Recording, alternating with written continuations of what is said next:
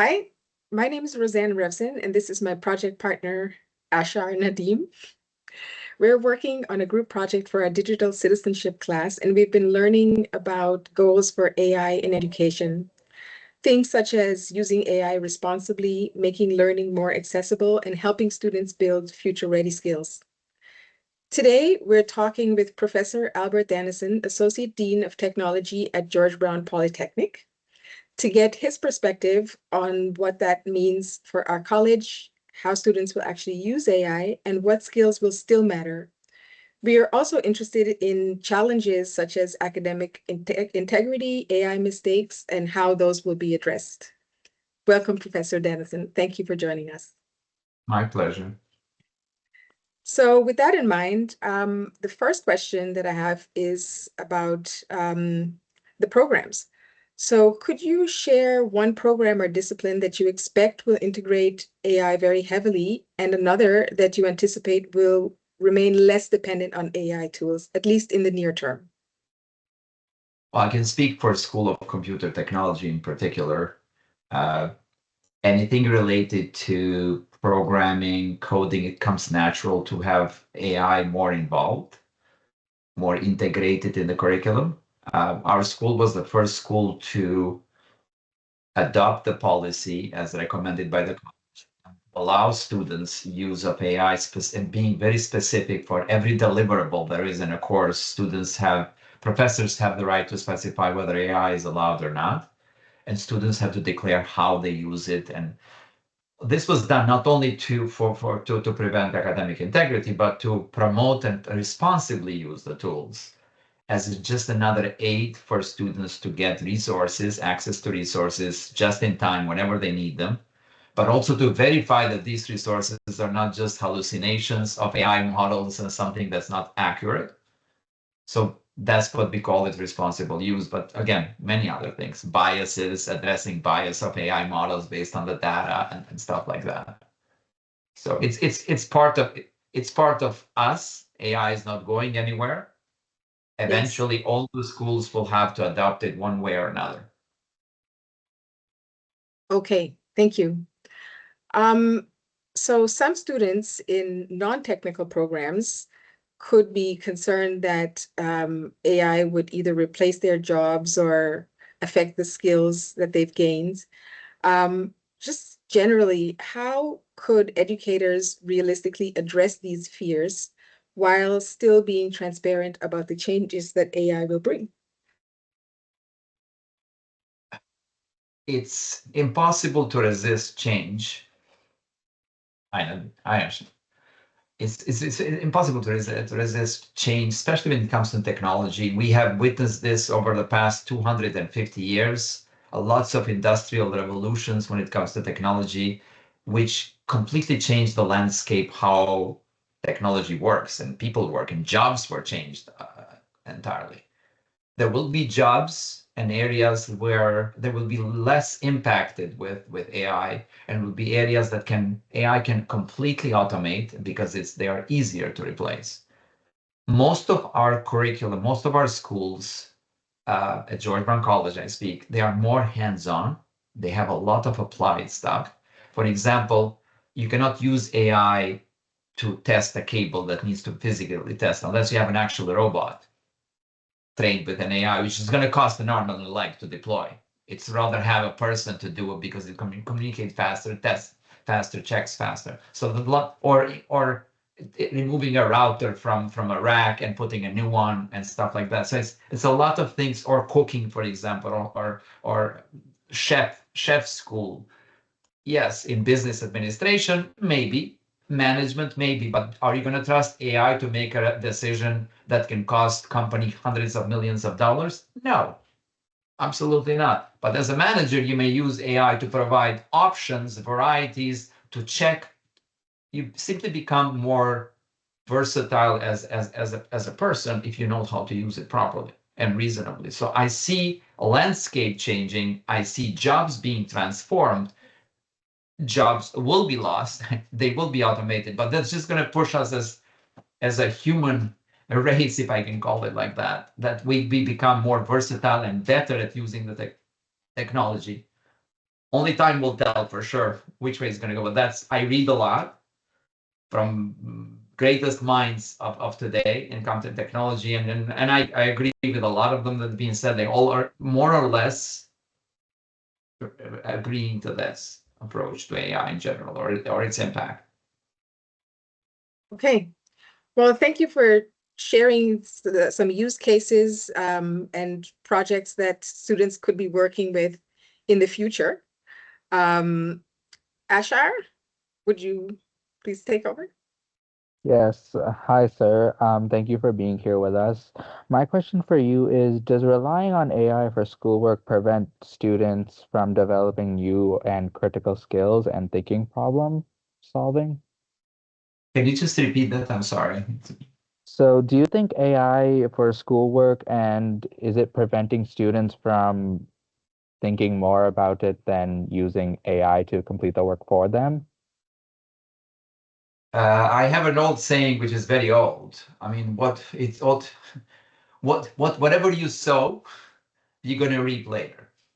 Right. If you're looking for a quick grade because you're going to copy paste from AI in 3 seconds and your assignment's finished, which a lot of students do, we are aware of that, then what are you going to get out of it? So it's more of a unique approach of every individual. If you're willing to pay money for education, that means nothing.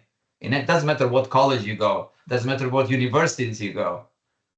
You cannot stop this regardless. This happened even before AI, when students will try to plagiarize stuff or use somebody else's work and stuff. I hope you understand. It's impossible to stop everything or to catch everything, because no university or college is in job of policing 100% or become a police force against academic integrity.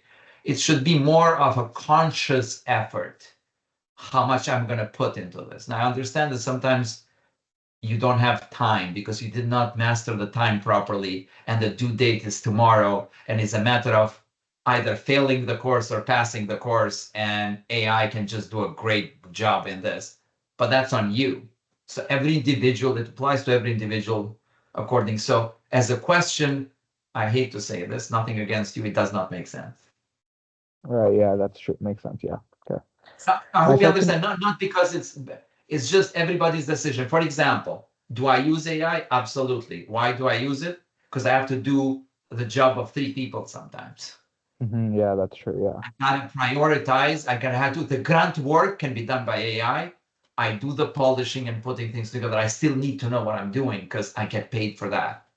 So decisions to be made, scheduling that needs to be done, certain professors to hire. It's my responsibility. I can say, well, AI thought that this guy is really good. Well, Yeah. who's paying AI? Yeah.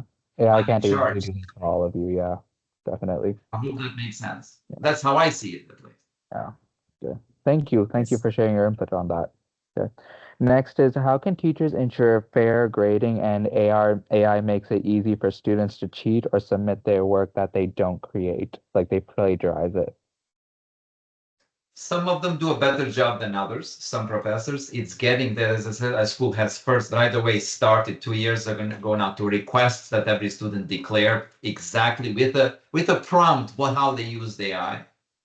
It's going to take some time to it to be more efficient for students. When students see that they got 0 because they literally show the prompt that they asked ChatGPT or any other OpenAI tool how to do this, copy paste of the assignment, and haven't done anything. That's plagiarism, because it's like asking somebody with a PhD level to do it for you. Well, that's same as asking AI. Like, Yes. what's the difference of asking somebody else to do the work for you, whoever they are, even for free, than asking AI? So we're getting there. There are many ways to prevent this. Courses have to become less exam, multiple choice test, less of that, and they have to become more case scenarios, test cases, like real life stuff. Uh, Maybe even oral questions like exams in front of the class when a group presents stuff, that should be valued at 50% of the mark. And then that student can defend their work and they explain why they chose this. So you actually show your competencies in that area. Because at the end of the day, that's what we mark. We mark how good you are going to be at the end of the course, not how much you memorized True. Yeah. or Yes. anything, or assignments that you can do at home. For example, I didn't see who did that. No, none of us do. So eventually it's going to get more closer to that. So students will be able to defend their work or answer live questions of what they've done. So they don't take everything just for, for granted, just AI does everything and I'm good to go. That kind of thing. But that's going to take time, right? A lot of universities are jumping more in the bandwagon of just catching them of use of AI and sending zero because that's the easiest approach. I don't 100% agree with that. That has to happen because you still can use AI and not be caught that used AI. I hope you understand what I'm trying to say. If you know how to use it properly, no problem. But that reality is that every company is using AI. So it becomes a dilemma. What do you do now as an education? You ban it when everybody in industry wants it, or you allow it and teach students how to responsibly use it. True. Yes. Yes. I Definitely. definitely am for the latter, not the first one. Definitely. Yeah. Yeah. Well, thank you on your input for that as well. That's really interesting. Okay. Lastly, I have is should schools trust AI and ChatGPT, and is it give based inaccurate or misleading information to students? It depends what you ask, how you ask. Uh, a lot of students don't even know how to interact with ChatGPT or AI or anything. They don't even understand how it works. Many of them just copy paste the whole Word document and then say, do this for me. That's very true. A And lot of people do first, that. no background work on what needs to be done, what the assignment is. Because for me, I would understand a student trying to learn more through an assignment. They have a limited time, but they try to use AI more as a tutor and like an assistant to guide you through the process, not to do the work for you, because then what are you learning yourself? Nothing. And you don't even know if the output is accurate. So you can't even trust it 100%. But if you've studied, if you know the material, you already are good. You're okay. You don't really need AI as much, but you use it to automate your tasks so you can do it faster. You cannot rely on it 100%. Nobody can. I mean, they're saying that they're experimenting in China a lot now for surgeon AIs, like a robotic arm guided with AI and stuff, and the precision is crazy good and whatever. But tomorrow, if I have to choose between an AI surgeon and a human surgeon, and 99 out of 100 cases, people will choose a human. We're not there yet. I hope you understand, because if there is something unpredictable that's going on, that's not there, how do you know how AI will react to that? It's just a robot at the end of the day. There's a Yeah. lot of nuances and experience that you cannot just teach. I hope you understand. So there is levels of this. As I said before, the more you know about the field, the better use of AI becomes. The problem in education we face that the knowledge is bottom. All students come with very little knowledge straight from high school, most. And then trying to use AI to reach the top tier right away. That's a huge gap because you cannot verify what's being given doesn't even match the requirements of the assignment or topic or whatever you're doing. I hope you understand what I'm trying, or you don't even know how to interact properly. When I interact with AI, I know exactly what I'm looking for. I challenge AI. I tell him, well, how do you support this hypothesis? Because all my understanding is not that. Where did you get this information? Can you show me some real work, like which researchers have produced this? Oops. They say I couldn't find anything. So I hope you understand, but that takes some extra time and extra effort, right? Knowing what it can do and what it can do, it's a huge difference. Keep in mind, OpenAI, it's a model that's generally, it's not specialized in any field. It's model that's not been trained on every field. Is a generic model that learns from the whole globe. Everybody asking questions. Therefore, it depends what kind of information is being fed off. You can have poison data, Mhm. and it's going to try to feed off of that too. So I hope you understand what I'm trying to say. Yes, yes, definitely. Yes. For most of Yes. the stuff, it will give you very accurate output if you know what That's you're true. asking. Yeah. Well, Thank you very much, sir. That's very interesting and very input on our questions that we've given to you. Roseanne, do you have anything left to say? I just wanted to say that that's an excellent point that you make, Professor, that people who use AI need to have a better or greater understanding of the subject that they're working with than AI itself. Yeah, and that way you can actually get the benefit of working faster and just generally more efficiently. Yes. I strongly believe in that because I do it from experience. I started using ChatGPT since its inception. I'm subscribed to it already. I have my subscription. I use other models as well. They're all great. Keep in mind, I cannot even pick which one's better for most random tasks, right? Yes. They are really good. Copilot is excellent. Like excellent, does almost everything really well. I hope you understand. The whole idea is knowing how to use in academic environment, in consulting environment. It works everywhere. If you're a consultant, for example, it can cut down the cost of preparing needs assessment for a client, understanding their business architecture and everything. So I can do the same service for much cheaper. I get more contracts this way. I can help more people this way. I hope you understand. So that's how I see the impact of AI, not what do I know. Excellent. But I also wanted to touch on that to what you and Roseanne said, is that I too also use ChatGPT for a lot of things. Like if I do not understand a question in homework or any assignments, I do use ChatGPT to give me a helping hand. But at the same time, I do not know if the question or answer that they gave to me is right all the time because it does tend to give you false information or it might be lying to you in some scenarios.